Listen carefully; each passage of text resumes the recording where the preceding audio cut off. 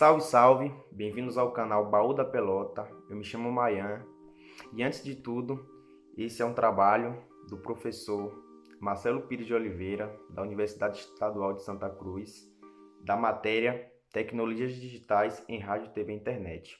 Hoje é nosso primeiro vídeo no canal, vídeo piloto, e trataremos de um assunto que não é tão legal, mas foi um acontecimento que provocou muitas mudanças no futebol e foi um marco histórico. Como eu disse, provocou algumas mudanças que depois melhoraram um pouco o jogo como um todo. Pois é, manhã. Hoje a gente vai explorar um pouquinho desse assunto tão delicado, né? Que é o desastre de Hillsborough. Aconteceu no estádio de Hillsborough, que pertence a um pequeno time da Inglaterra. Uma partida de semifinal de Copa da Inglaterra entre Nottingham Forest e Liverpool, dois gigantes da Inglaterra. Para quem não sabe, o Nottingham Forest já tem duas Champions League. Hoje disputa a segunda divisão da Inglaterra, mas não deixa de ser um gigante. E o Liverpool dispensa comentários, é um dos maiores times do mundo até hoje e coleciona vários fãs no mundo inteiro. Então vocês já percebem o impacto que esse acontecimento teve no mundo esportivo naquela época e reverbera até hoje, né? Então fica no vídeo aí que a gente vai aprofundar um pouquinho sobre os desdobramentos e sobre como isso impactou no futebol naquela época. Vai começar o baú da pelota.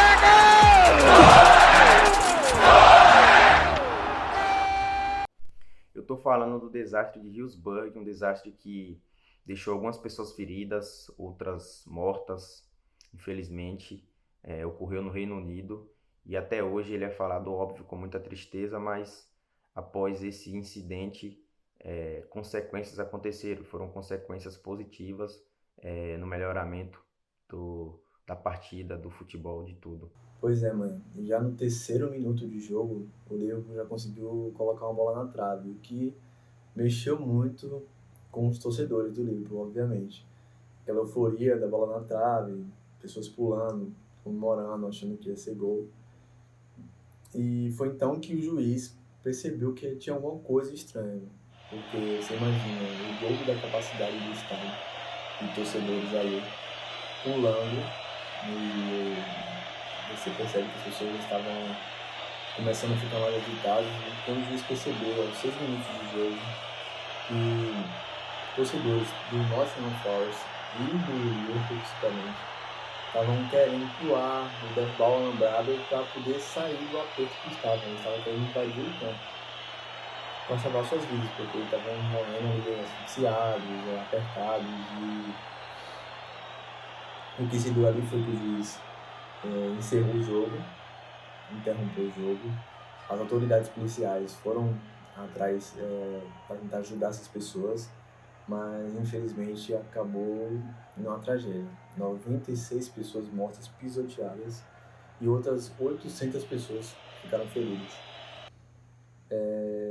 Daí você vê o impacto tão grande que isso aconteceu na história do futebol, que até aquele momento não tinha acontecido nada do tipo assim no mundo esportivo.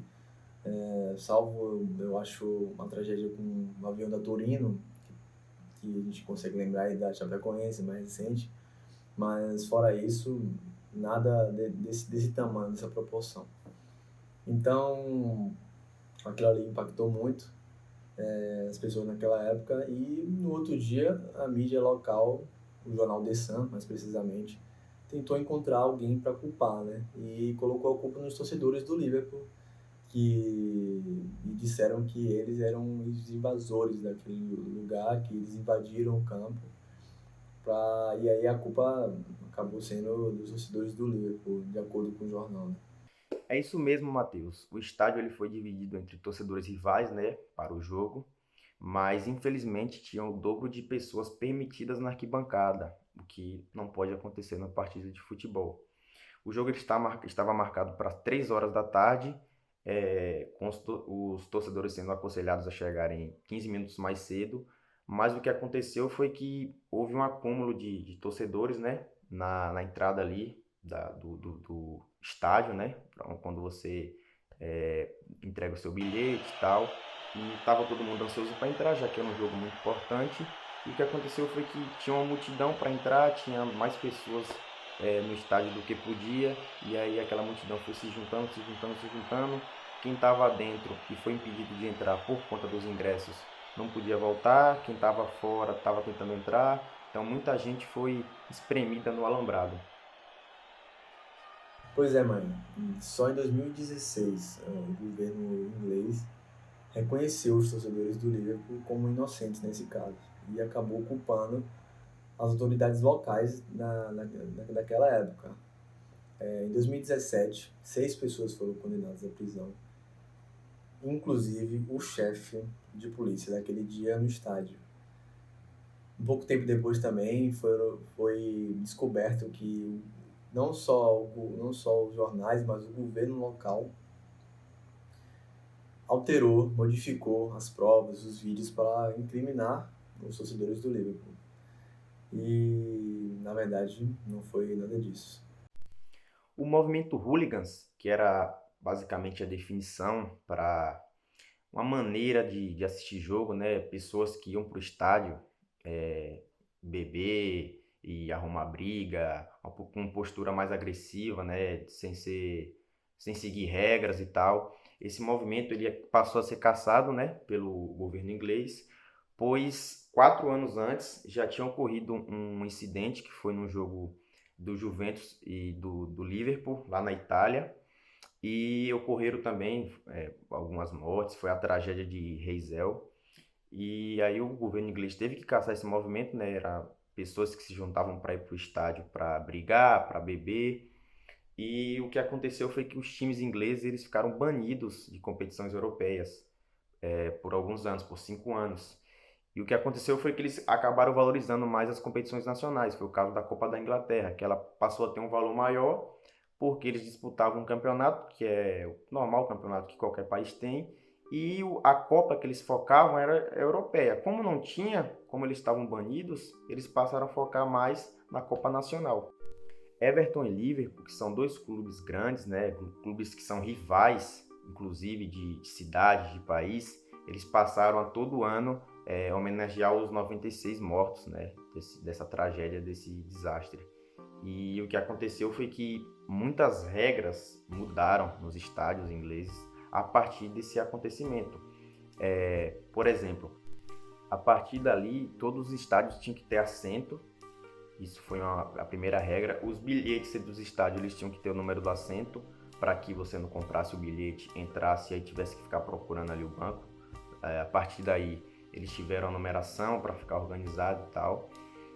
Teve a proibição de bebidas alcoólicas, justamente para os torcedores não se excederem e provocarem brigas. Teve algumas reformas, né, para modernizar o estádio, ter mais espaço para as pessoas passarem. Também, pelos estádios serem precários, houveram mudanças em relação a isso, para que os estádios fossem modernizados. E aquilo ali foi um divisor de água no campeonato inglês. Hoje o campeonato inglês é o melhor disputado, seja em regras, seja em regulamento, seja tecnicamente, taticamente. É o futebol que todo mundo gosta de ver porque ele é bem regrado. E isso ajuda, interfere dentro de campo também. Então esse foi o nosso trabalho, falamos um pouco sobre esse desastre, né, que chocou muita gente, mas que, como foi visto aí, ele veio e provocou mudanças que foram benéficas ao futebol. Infelizmente aconteceu, né, mas já que aconteceu, vamos analisar isso tudo, né, que ocorreu e buscar melhoras para que não volte a acontecer. E não à toa, o campeonato inglês hoje é o mais organizado, o melhor campeonato do mundo.